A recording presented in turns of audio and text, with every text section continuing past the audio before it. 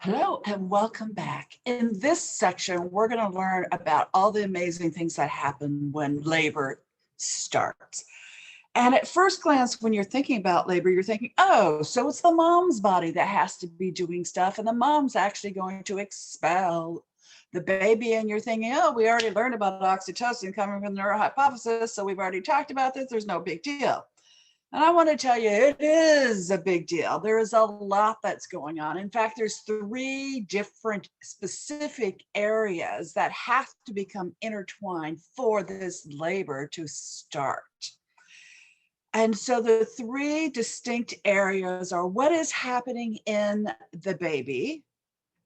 The second area is what is happening in the placenta. And then the third area is what is happening in the mom.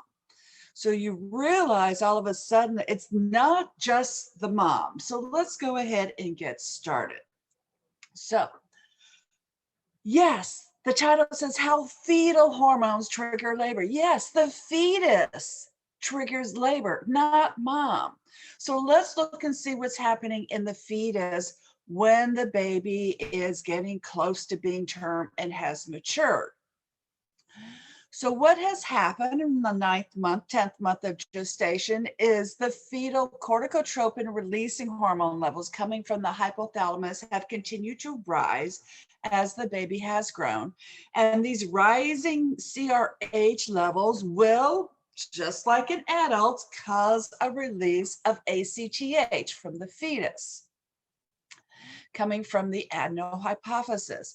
And then the ACTH does what it normally does. It's going to have an effect on the adrenal cortex of the fetus to release fetal cortisol. Okay, so the reason why I'm using the word fetal here is so that we can keep track of what's happening from each of these three sections, the fetus, the placenta, and mom. So fetal means stuff that's happening in the fetus. All right, so now we have increased levels of fetal cortisol, and let's see what that causes. Well, it has a major effect on the placenta. And what it causes in the placenta is large amounts of estrogens to be produced. You don't have to know the specific names of the different types of estrogen. You don't have to know that DHEAS is being made from the fetal adrenal gland, and that's how it has the effect on the placenta.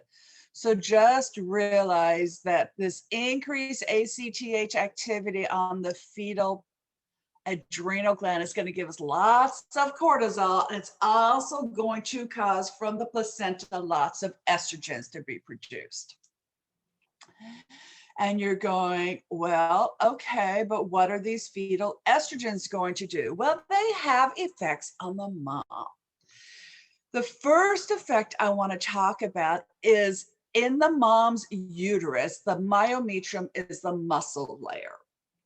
And it is this layer that contains receptors for oxytocin. So these increased levels of estrogen coming from the placenta will increase the oxytocin receptors in the myometrium.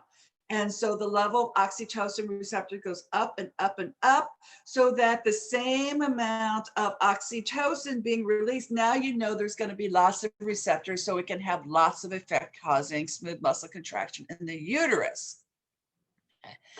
In addition to that, between these myometrial smooth muscle cells, we're going to be increasing the number of gap junctions. So as soon as one smooth muscle cell has the stimulus to contract, it can do that same ionic changes in adjacent muscle cells. And so this kind of leads to a little bit of irritability in the myometrium. And the third thing that's happening here is these rising estrogen levels. So these estrogen levels with the oxytocin receptors, we totally understand how oxytocin is going to be causing smooth muscle to contract. But what has been happening throughout the 9 months of gestation is, courtesy of the corpus luteum and the placenta, we have had high levels of progesterone. And progesterone actually has an inhibitory influence for myometrial contraction. So it's been stopping smooth muscle contractions. And so these high levels of estrogen are promoting contraction. And in addition, they are antagonizing that inhibitory effect of progesterone on the myometrium. So you can see now how mom's myometrium is primed to contract, all courtesy of these placental estrogens, which were courtesy of the fetal hormones. But that's not all. In addition, the cortisol being produced by the fetus has a second major effect on the placenta, in that, well, actually has two more effects, not a second and a third effect. The second effect is that it causes the placenta to produce various prostaglandins. And so, as you know from before, prostaglandins will cause smooth muscle contraction in the uterus. This is what normal menstrual cramps are caused by. And so those increased fetal hormones, once again, are priming the uterus to contract. And then the third effect is that there's an increased level of corticotropin releasing hormone coming from the placenta. I know, and this one's counterintuitive, but it's just what it does.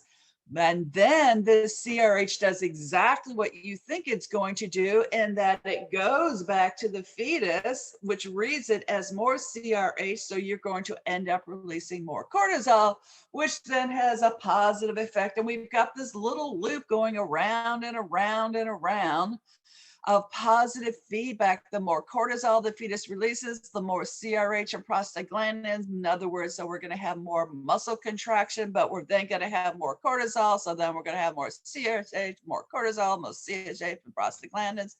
And so you can see over time how we are really priming the pump for contractions. All right. So the net result of all these small little minor contraction activities and the increased estrogen with the gap junctions on the oxytocin receptors is that over time, and through Braxton Hicks fake contractions or getting ready contractions, the fetus actually is settling down more and more in the uterus, and eventually the fetus's head is going to be putting some pressure on the cervix. So once the fetus finally has enough from all these fetal and placental hormones and puts pressure on the cervix, now mom takes over this effect, in that this fetal pressure on the cervix causes the release of oxytocin from the neural hypophysis. And as you know, this oxytocin, then it's going to bind it to its receptors on the myometrium, smooth muscle cells, which will cause those to contract. And through the gap junctions, they cause the adjacent ones to contract. And so you have this robust contraction happening, which puts more pressure on the cervix, which then is going to have a positive feedback loop back to the mom's neural hypophysis. And this is how labor gets started. So we have all this positive feedback taking us out of homeostasis. The homeostasis being the mom is pregnant. The positive feedback taking us out of homeostasis is mom is going to deliver this baby. So once we are in true labor, it is important to realize it was all due to fetal hormones, fetal high estrogen levels having effects on the placenta, which have effects on the mom as well as on the fetus. So, and essentially you can say that the fetus determines its own birthday.